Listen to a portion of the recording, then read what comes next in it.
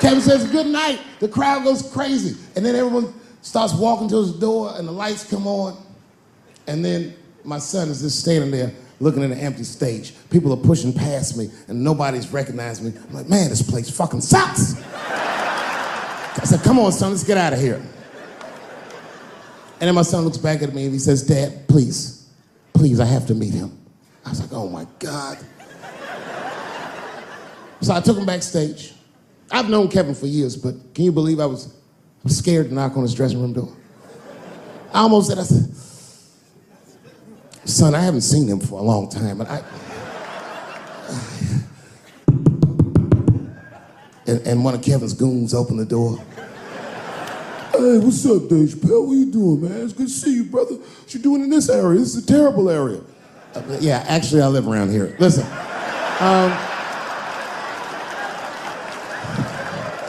Is Kevin here? My son just wanted to meet him real quick. Well, I don't know, because Kevin's about to eat dinner. Just think Kevin came around the corner to see who it was. What?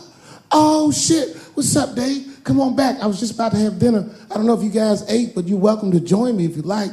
And then my son pushed past me some cold shit. He goes, actually, Mr. Hart, we haven't eaten in several hours.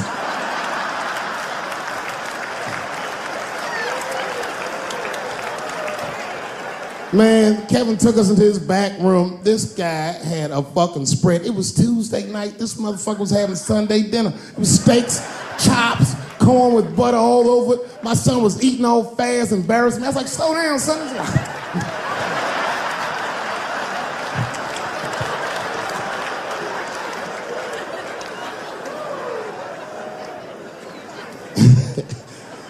Then I looked over in the corner and there was a box. Custom-made jerseys for the local team. Each one was hand-stitched, and on the back they stitched on the K Hart on all of them. Kevin saw me staring at that box, and he went over and grabbed one of them jerseys, and he walked right to my son. He said, hey, little man, I want you to have this. And my son was like, thanks, Mr. Hart. This is when I got mad. He goes, if your father ever makes you mad, put that on. And he walked out.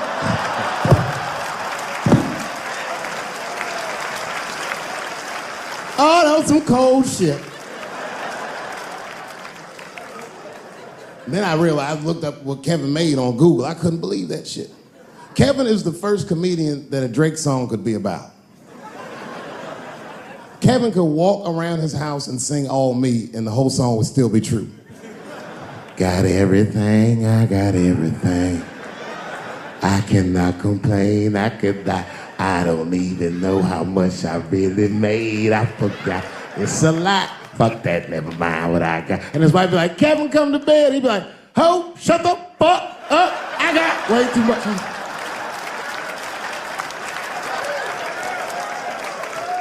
You know how much money you have to tell a girl to shut the fuck up? I have quiet please money at best. I'd have to take a loan out for shut the fuck up. Shut the fuck up, that's Jay-Z money. And Beyonce got, no, you shut the fuck up.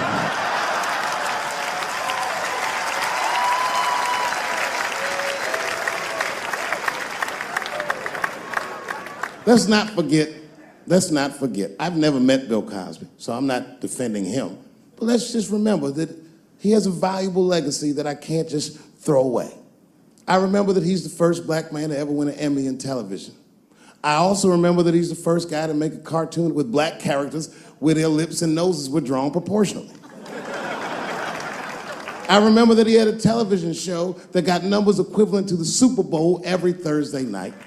And I remember that he partnered up with a clinical psychologist to make sure that there was not one negative image of African Americans on his show. I'm telling you, this is no small thing. I've had a television show. I wouldn't have done that shit. Gave tens of millions of dollars to African American institutions of higher learning, and is directly responsible for thousands of black kids going to college. Not just the ones he raped.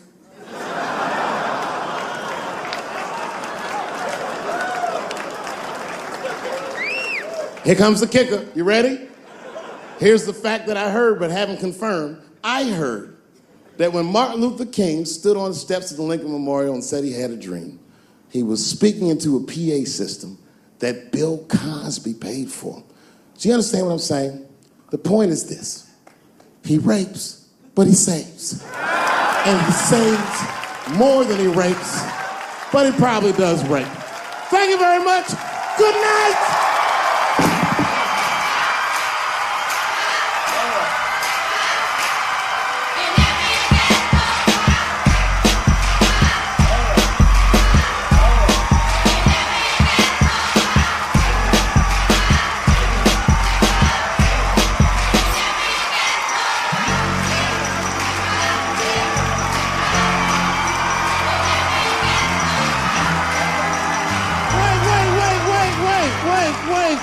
Wait, I forgot. The fourth time I met O.J. Simpson.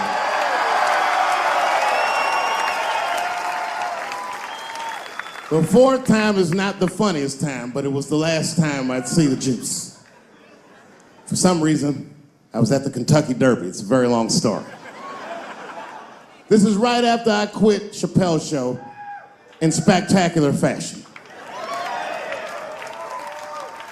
There was a party hosted by Michael Jordan, and every athlete I'd ever admired was in that room. Yes. And then I saw a familiar face by the bar, standing there, drinking alone. It was Chris Tucker. Now, you have to remember, at this time, we were both technically missing.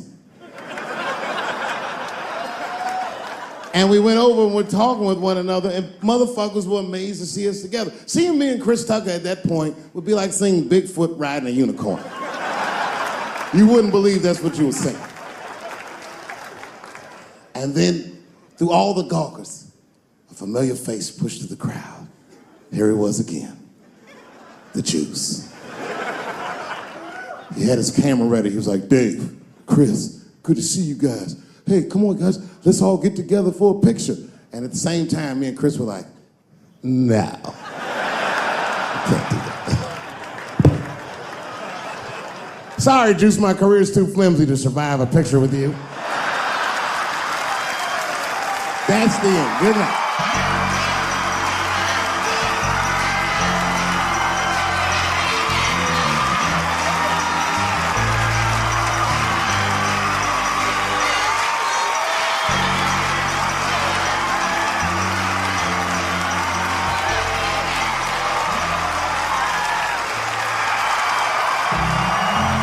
One last thing, before you go, I just wanted to acknowledge, for the real comedy fans, we can't not acknowledge it. We lost a fucking juggernaut in comedy this week. So I'm just shouting out the family and friends of Gary Shandling. Much love to you guys. My sincerest condolences. And for the hip-hop fans in the building, put two fingers up in the air. The Tribe Called Quest and my man Phife Dawg, may you rest in peace forever and ever. Thank you for that beautiful music. Good night, everybody. Thank you.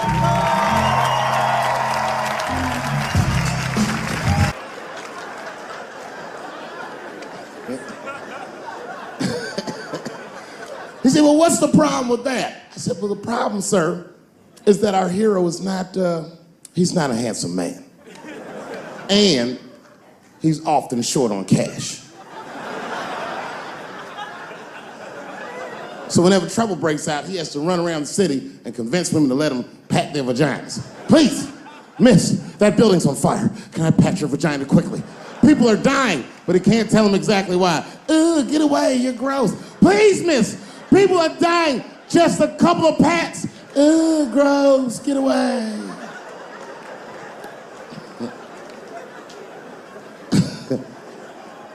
So he rapes them.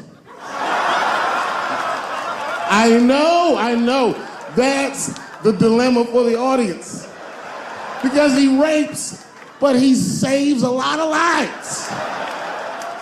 And he saves way more than he rapes, and he only rapes to save. But he does rape. I didn't realize it, but the whole green room was looking at us. All the celebrities were disgusted. Oh, That guy from Texas was like, here's my card, call me on Monday. That worked out. The second time I met O.J. Simpson,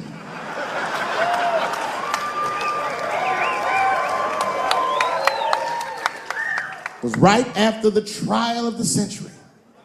There I was, now a young man of probably 23. O.J. Simpson was the most famous or infamous face on planet Earth. I was in a restaurant in Beverly Hills with my agents. I wasn't alone in the restaurant, but I was alone. I was the only black person in the restaurant. And in the 90s, that felt very uncomfortable. Now I tend to enjoy it at this age.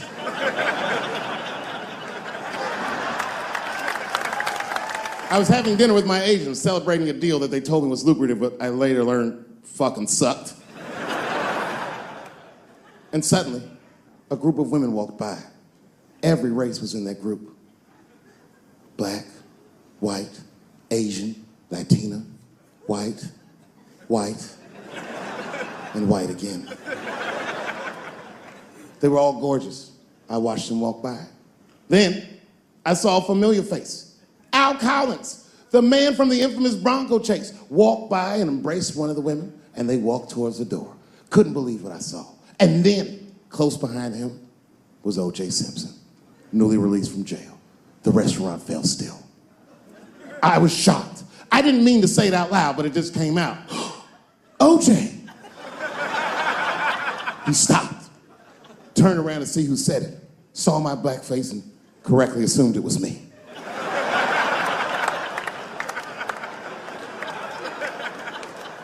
I was sitting in the corner of the booth. He leaned over all the white people I was having dinner with and shook my hand. How are you, young man? He looked in my eyes, and I could see in his eyes that he didn't remember meeting me the first time. And then he walked away. And I looked back at my agents, and all of them had nothing short of disgust on their faces. And the only one with the courage to voice their disgust was a woman named Sharon, who used to represent me. How could you, she said. How could you shake hands with that murderer? I said, Sharon, with all due respect, that murderer ran for over 11,000 yards.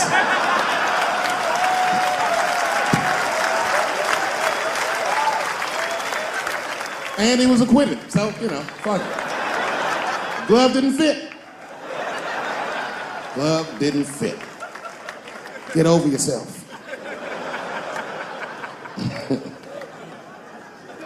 Some people can't do that. Some people just can't get over themselves. Gay people have a hard time doing that recently. Here we go. Here comes the deep water. No, recently I've noticed that. I noticed that with that Manny Pacquiao controversy. Yeah, no, it was now in the gay community's defense, Manny Pacquiao said some outlandish shit about gay people. Very, very not nice things that I won't repeat, but there was biblical verses and some analogies to animals. Wasn't a good look. Nike took his shoes immediately, which I thought was a little harsh. A little harsh. You know what I mean? Because he's, just because he's Asian. You know what I mean?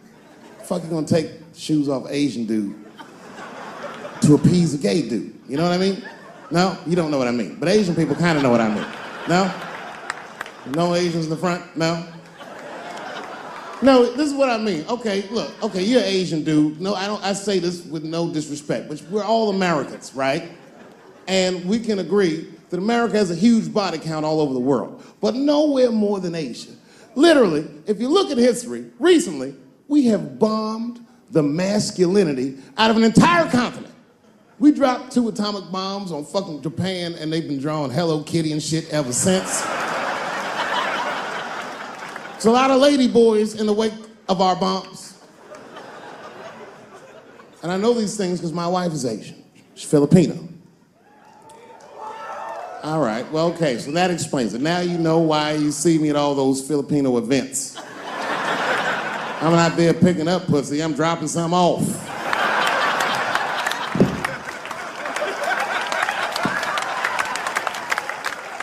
I take my wife to all that shit. I took my wife to see Pacquiao fight Mayweather. We sat ringside, okay?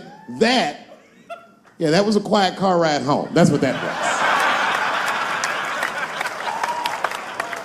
But if you know what's popping in the Philippines, you know that they got a whole generation of kids in the Philippines growing up without their mothers. Yes. A lot of women in the Philippines go to the Arabian Peninsula, they come to the United States, they make all their money here, they send all that money back home, which is still one of the #1 staples in the Philippines economy, money that their expats send back to the Philippines. The men, on the other hand, are left rearing children, twiddling their thumbs, waiting on their wives' checks. These men have been fucking emasculated. And then suddenly, a boxer rises from amongst them and reinstates their manhood with his motherfucking fist. This is not the guy you're supposed to ask, what do you think of homosexuals? He's not your champ. Shit.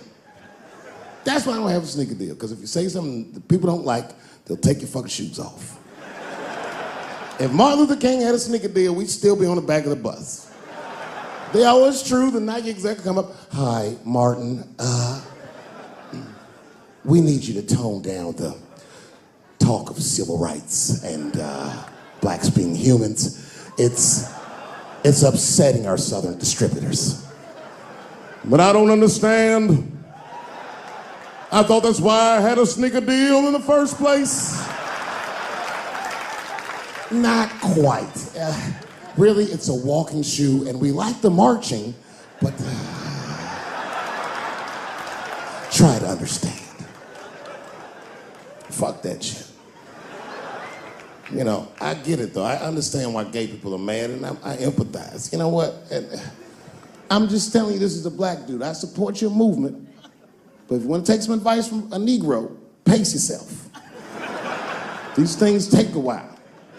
Just because they passed the law doesn't mean they're gonna like you. Brown versus the Board of Education was in 1955. Somebody called me a nigga in traffic last Wednesday. It's so long, it takes a minute.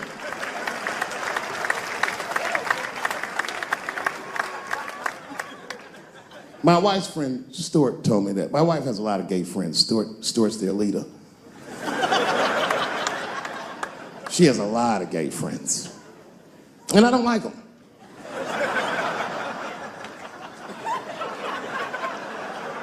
Not because they're gay, I'm just judging them on the merits of their character. They're just not nice dudes. They're fucking rude house guests. They're sitting on my couch, giggling with my wife, eating my motherfucking macaroons. And I come in, they act like the party's over. Hey, Stuart, what's going on? This guy talks to me the way a cat would speak if a cat could talk. Hi, David.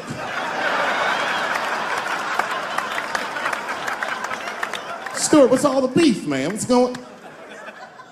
He always wants to have some kind of gay political argument. The last one was about a petition in federal court to take the words husband and wife out of the law. I said, well, why would you want those words out the law? He said, because it discriminates against same-sex couples. I was like, niggas, please save me the semantics. Just trust me, take your chips and get the fuck out of the casino. You're about to crap out.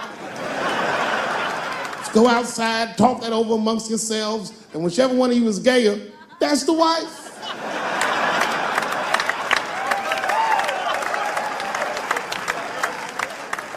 No, Stuart didn't like that. Stuart educates me about this movement, you know what I mean? I didn't even know shit about it. He told me it's called LBGTQ.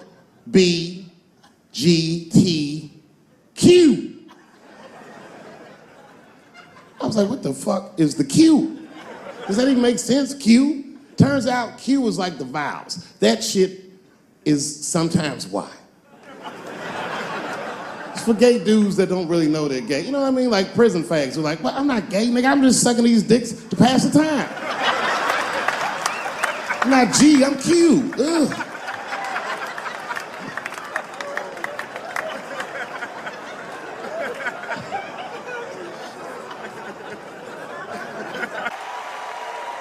That's right. And after this shit, it's time to make America wait again. I've done too well. You know, if you black in show business and do too well, it's scary, nigga. Like, you gotta get the fuck out of the casino while the getting's good, while you're still winning. If you don't walk away from the table, that's how niggas get Kevin Harted. You already know. That's my man. I'm just saying, if he got a sex tape out, well, it's just a matter of time for me.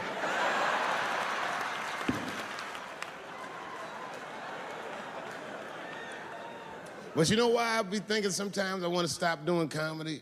And you know, I don't want to sound like a braggart saying this, but the real like reason I want to stop is because I'm too goddamn good at it.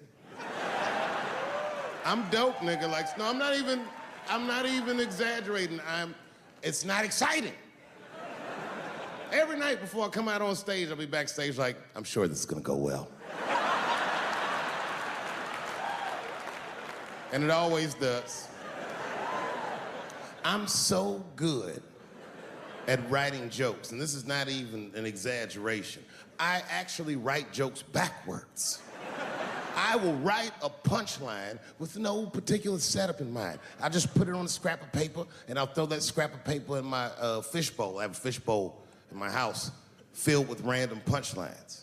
And every once in a while, I'll shake the bowl, and I'll dig in there and just pull one out and see if I can make that shit work.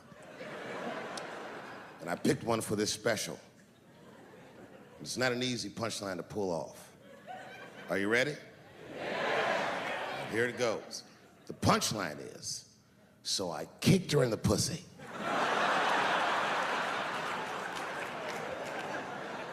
I haven't finished the joke yet. I just know whatever happens in the beginning of the joke, at the end of the joke, for some reason, I'm gonna kick somebody in the pussy. And it's going to be hilarious.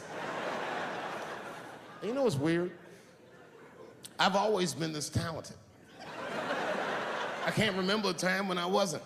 You know, when I was growing up, I was probably about 8 years old, and at the time, we were living in Silver Spring. Yeah. Yes. Common misconception about me in DC, a lot of people think I'm from the hood. That's not true. But I never bothered to correct anybody because I wanted the streets to embrace me. As a matter of fact, I kept it up as a ruse. Like sometimes I'll hang out with rappers like Nas and them, and these motherfuckers will start talking about the projects. Yo, it was wild in the PJs, yo. And I'll be like, word, nigga, word. But I don't know. I have no idea. My parents did just well enough so that I could grow up poor around white people.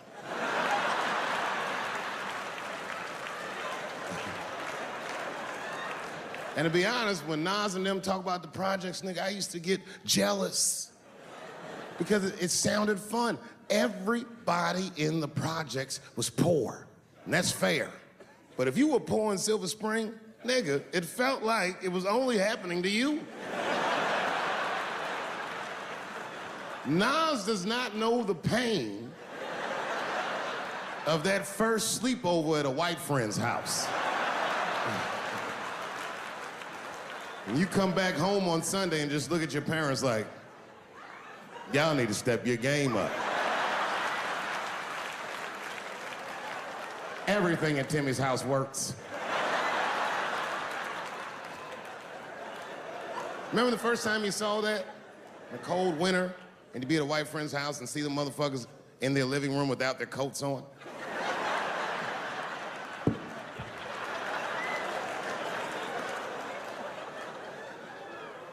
Timmy was one of my first white friends, like, in my life, man. He's a good dude, too. He moved to Silver Spring from Utah, of all places.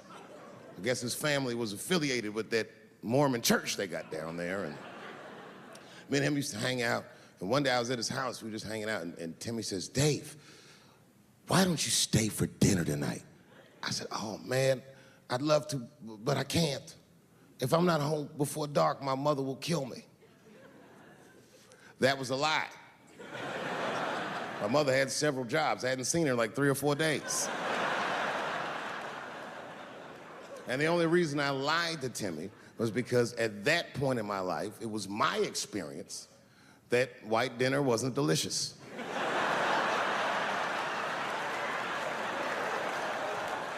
I'd rather go home and fry some bologna or some shit like that.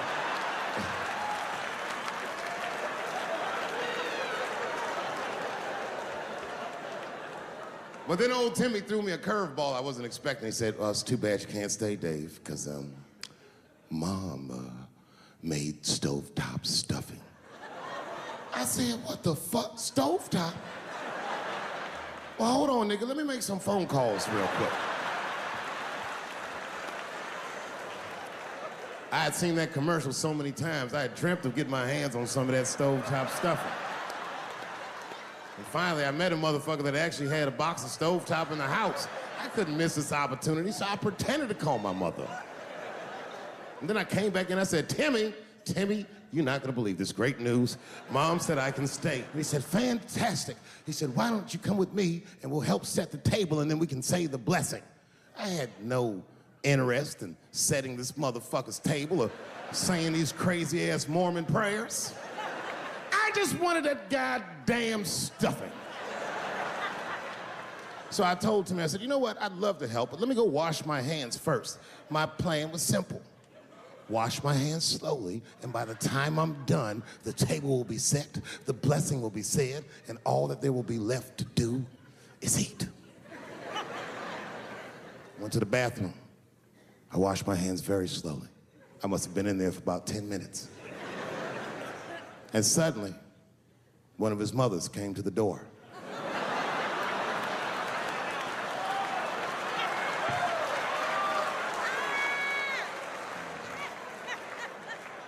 She was like, hi, David, right? I said, yes, ma'am. She said, Timmy tells me that you're planning on staying for dinner. I said, I hope that's not a problem, ma'am. She says, no, it's no problem. In fact, we'd love to have you. It's just that we weren't expecting company. And I'm afraid there's not enough stovetop stuffing for everybody. So I kicked her in the pussy. Bam! Ladies and gentlemen, I told you I'm dope, nigga. I told you what I was gonna say and you still didn't see it coming. And that's why I make the big bucks.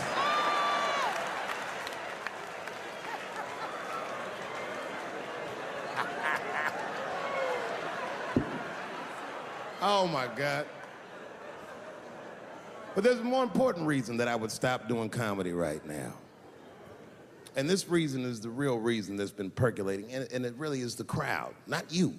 I'm talking about the crowd on the big stage. It's too hard to entertain a country whose ears are so brittle. Motherfuckers are so sensitive, the whole country is turned into bitch-ass niggas.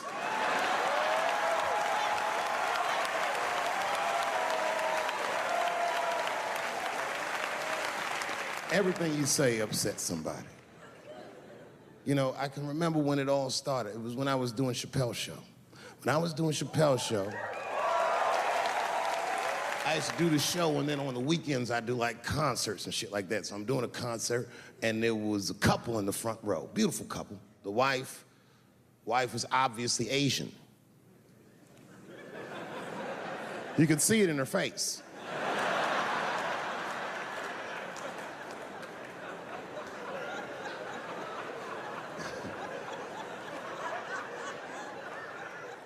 The husband, this motherfucker was mysterious, to say the least. Couldn't quite pinpoint where he was from. Caramel-colored fella, very nice hair, but he could have been from anywhere. Bangladesh, Mexico. I can't guess with a nigga like this. All I knew for sure about this guy is that his wife was a bitch. I could see that in her face, too. No, he was laughing and having a good time, and she was scowling at me at a goddamn comedy show. I couldn't figure it out.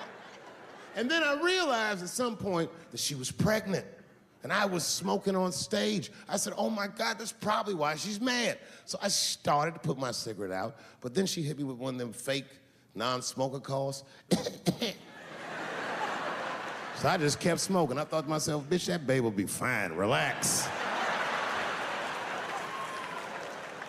And I tried to break the tension. I just asked her, that's all I said. I go, hey, where are you guys from anyway? And I could tell that she was on to me. She goes, very condescendingly, she says, I'm from California. If you're asking my ethnicity, I am Chinese. And her husband was just cool about the shit. He was like, I'm Mexican, bro. I said, well, I'm sorry if I offended you by asking, but you're a very beautiful couple. And miss, there's no question that you're gonna give birth to the hardest working baby this world has ever seen.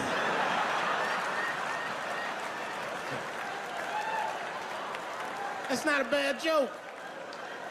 She got very upset. She got up to leave immediately, but she didn't just leave. She had to take one last dig at me on the way out.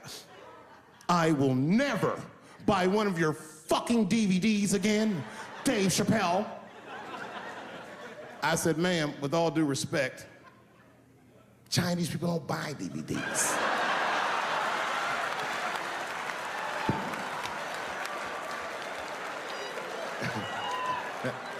And the crowd went crazy. We were all laughing, having a good time. I didn't even think anything of it. And then just 3 days later, this lady sends a fucking letter to my promoter telling him not to book me for shows anymore because I was, quote, racist, and I'm quoting her, insensitive to the nature of my interracial marriage. I was like, word, bitch, I was.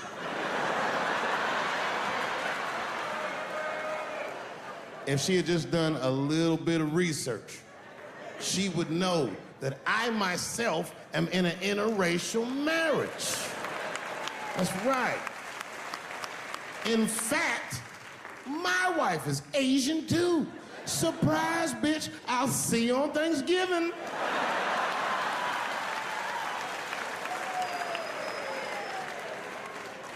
But my wife's not Chinese. She's Filipino. That's right. And our kids are Puerto Rican somehow, so there you go.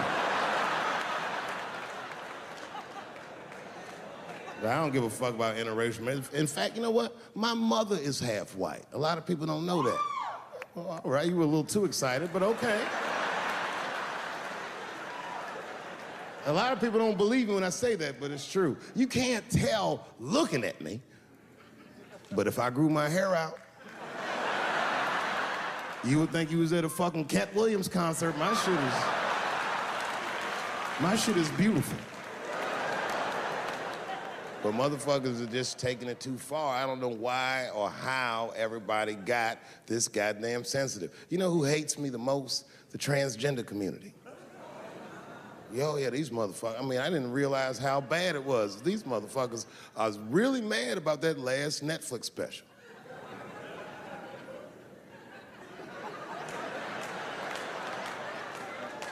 It's tough, man. I don't know what to do about it because I like them. I always have. Never had a problem with them. You know, just fucking around. As a matter of fact, I think I make fun of everybody. And I mean, as a group of people, they have to admit, it's kind of fucking hilarious, man. I'm sorry, bro. It's like, I've never seen somebody in such a hilarious predicament not have a sense of humor about it. They're born feeling like there's something other than they're born as, and that's kind of funny, you know? I mean, it's funny if it's not happening to you. It's like that white black bitch that's in the news all the time. Rachel Dolezal. She always says that. She's a white woman, but then she dressed up like a nigga and shot her way up to the very top of blackness. And I always wanted to meet her just so I could understand. I just wanted to like have dinner with her so I could just look in her eyes and call her a nigger to her face. The fuck is that bitch talking about? I identify black. That is trans talk, lady. Stop biting. Stop biting. There's a big difference between her and a trans. The difference between her and a trans is I believe transgenders. I don't understand them either, but I know they mean what they say. Them niggas cut their dicks off. That's all the proof I need. I've never seen somebody. But if you worry, don't pray. My homie told it to me just the other day. From the tall castle walls to the mean teeth streets, I hope you get what you want and that you want what you need. Amen. Thank you. Everyone have a seat. Be comfortable. Relax. I gotta tell you. Let's go. Let's go.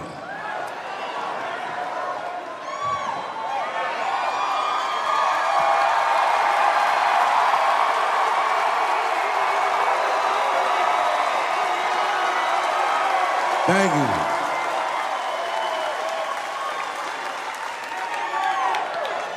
I need you guys to know something. And I'm gonna tell you the truth, and don't get freaked out.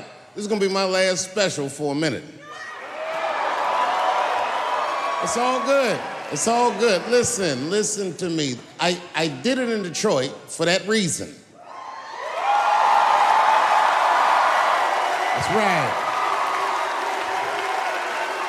You wanna know why? Because I talked so much shit about Detroit in the first special, I figured I might as well do the last special here.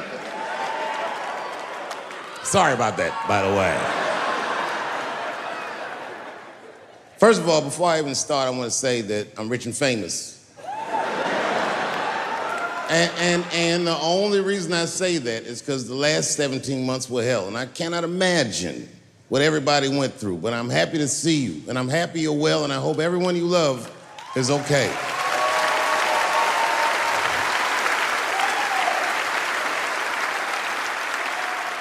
I don't want you to worry about me. I'm vaccinated. I got the Johnson & Johnson vaccine. I gotta admit, that's probably the most niggerish decision I've made in a long time. I walk in the doctor like, give me the third best option. I'll have what the homeless people are having.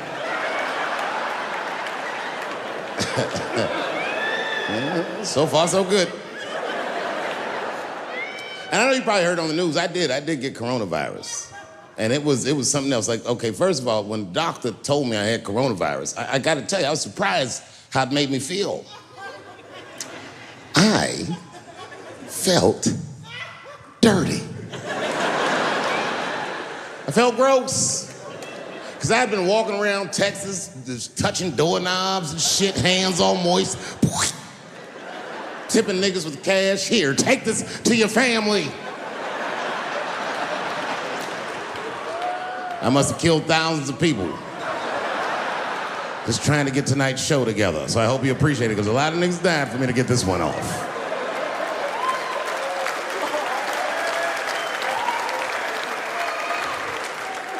I hadn't felt that dirty in a long time. Last time I can remember feeling dirty like that, man, I must have been a little boy. I was being molested by a preacher. Well, don't feel bad for me. I liked it. I used to get a kick out of coming in that fella's face.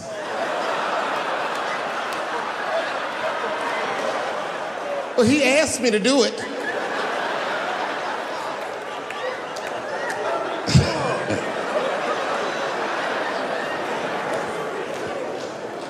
They make you quarantine. I had to quarantine for 10 days at least. They said, you're gonna have to stay in the room. I didn't go nowhere. And it started making me nuts, because I would just sit in the room and watch videos all day. Now, you know what I was watching? And I hate to say this, but there was a lot of videos, sadly, of black people beating up Asians for no reason. Oh, these attacks were unprovoked. I couldn't believe it. And I was sitting in the room watching this shit. It was stressing me out. I was stressed already, because the whole time when you get coronavirus, at least the first 5 days, you wait, see how sick you're gonna get. And it turns out, and this is true, I didn't get sick at all. Not a cough, not a booger, not a fever, nothing. Look at me. I am the Magic Johnson of coronavirus.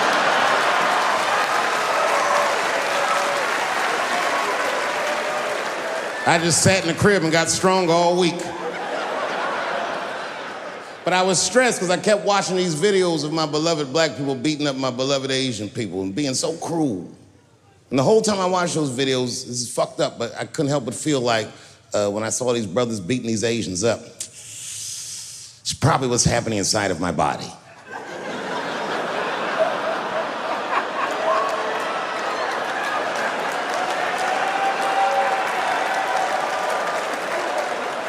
I didn't get sick.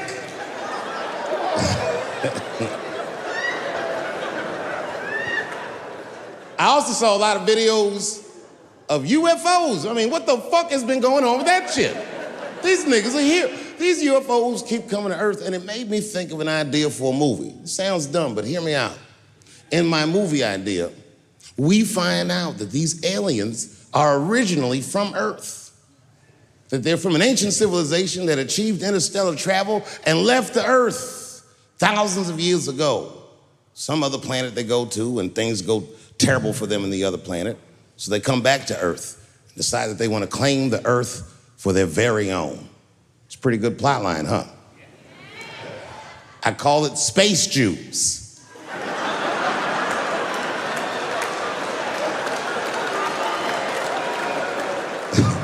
Space Jews. All right. It's gonna get worse than that. Hang in there. It's gonna get way worse than that. Then I thought of an idea for a children's book. I actually wrote it. It's coming out soon. The book is designed to help parents teach their children about racism, which, if you're a parent, you know is an impossible concept to teach to a child. But I'm doing it. The book is about a big, strong, beautiful black man with a benign, regular-ass white name. And he has a white speaking voice. So whenever this motherfucker calls to get a reservation at a restaurant, oh, he gets the reservation. That name and that voice, who could resist him?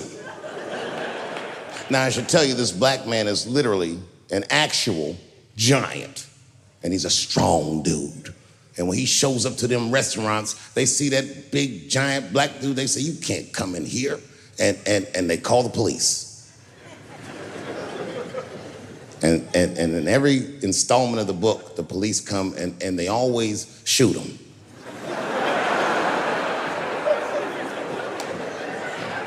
But remember, remember, this guy is a giant. These bullets don't kill him. They don't even hurt him.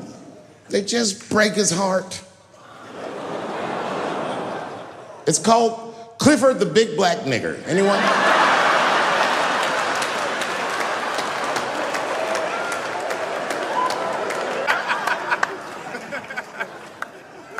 Oh, yeah, you kids don't know. Your generation is just determined to be angry. Mad. Everybody's mad. Back when we were growing up, only black people were mad. Now, everybody's just trying to get in on the act. I try to think to myself, well, when did everyone get mad? And then I realized this happened before we were born. This is a long way to go, but probably started in the Second World War. Think about it. All these black men, millions of black men, leave the United States for the first time, go over to Europe with America's armed forces and fight the Nazis and make more money fighting Nazis than they ever dreamed they would make in the United States. And a lot of those men, while they were in Europe, just to be real, not to be crass, a lot of them probably got their dick sucked by white women. I'm sorry, ladies and gentlemen, this was World War II Europe, and these were desperate times, and penises were being sucked for shoelaces and chocolate and very frivolous things. And it's very hard to come back to America and sit on the back of the bus after you've been in the south of France getting your dick sucked for a Crunch bar or some crazy shit like that. That's a life-changing experience. And while that was happening in Europe, here in America, for the first time, women entered the workforce en masse by the millions. All the men were gone. Someone had to run the factory. The ladies did it. That's right. This was the first generation of American women to have independent income en masse. And when the men came back, the women weren't the same. American women had grown. They were uttering phrases that no woman on earth had ever spoken before. Things like no and shut the fuck up and I don't feel like it.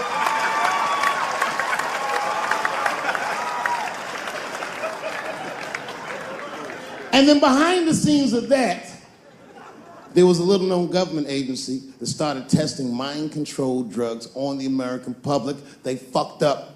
They tested it for 12 years. They didn't realize these drugs were not mind-controlling. They were mind-expanding. It was LSD and mescaline and shit like that.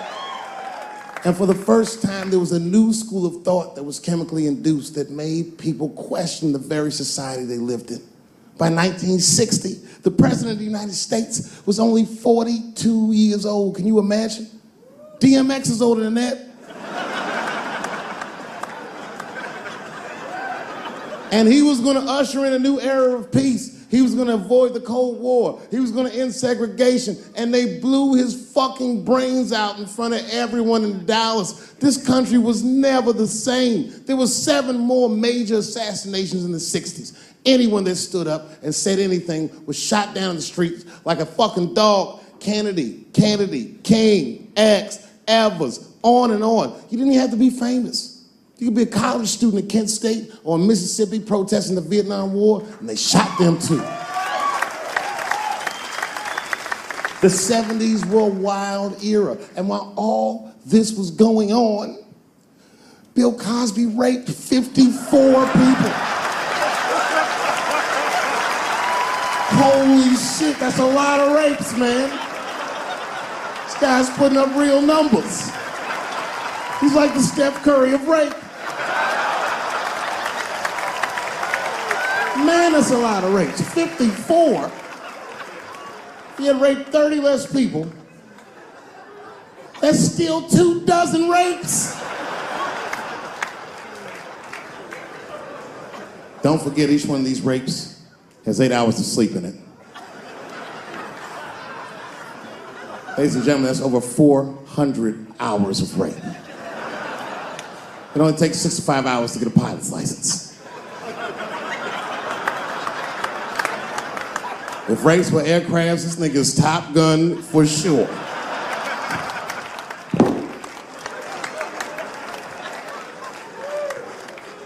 Yeah, that's a tough one.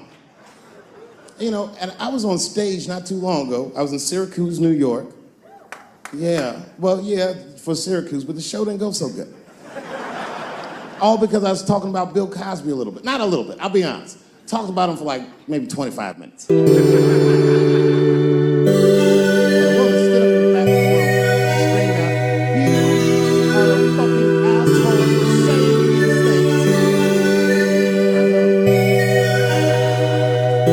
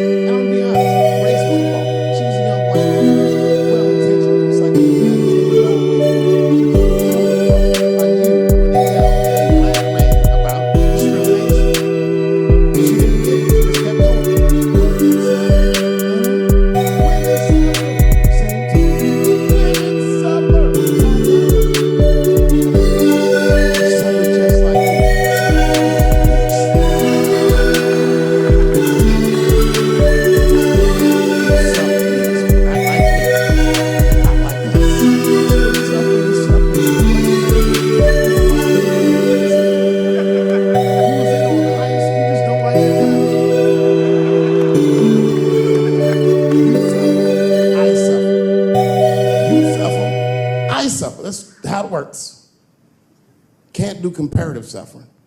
If you're hungry and your friend says, people are starving in Africa, so what, nigga? I still want lunch.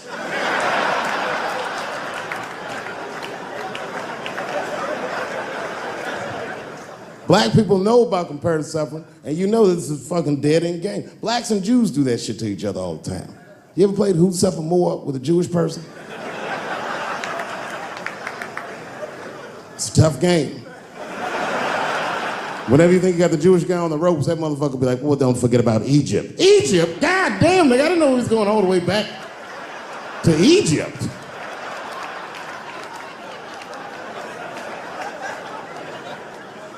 What the fuck is wrong with her? What does she think? Does she think that I don't know that rape is wrong? Does she think that maybe I don't have empathy for Bill Cosby's alleged victims? And I would be remiss if I didn't remind you that technically these are all still allegations, although I admit it looks very bad.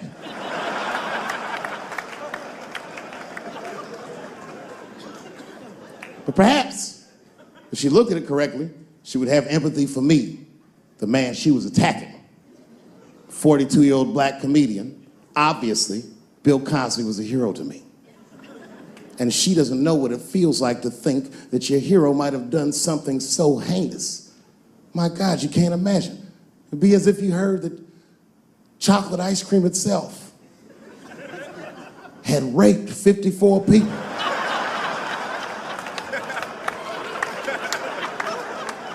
You'd say to yourself, oh man, but I like chocolate ice cream. I don't want it to rape.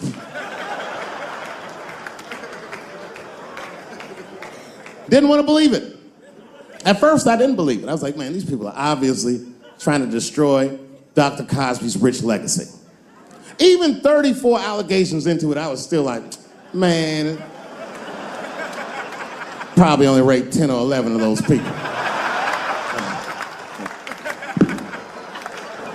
I know, but it's really tough. You guys are young, so imagine if you found out 40 years from now that Kevin Hart raped 54 people. You'd be like, oh.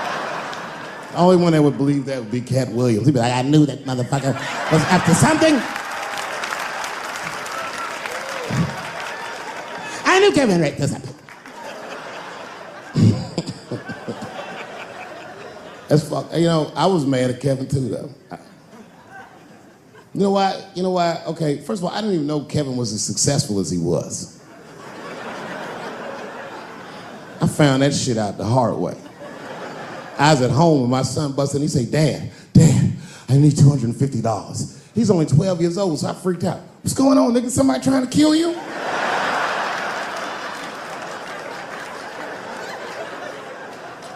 He said, no. Kevin Hart's coming to town and I wanted to see his show. I said, well, how much are the tickets? He said, they're $125. I said, God damn, mine are only $80. I said, well, why do you need $250 then?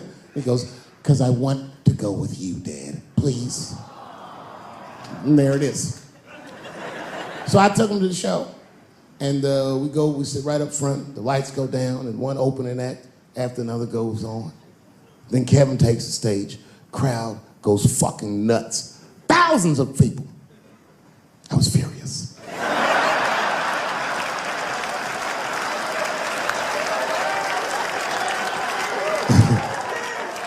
The longer the show went on, the madder I got.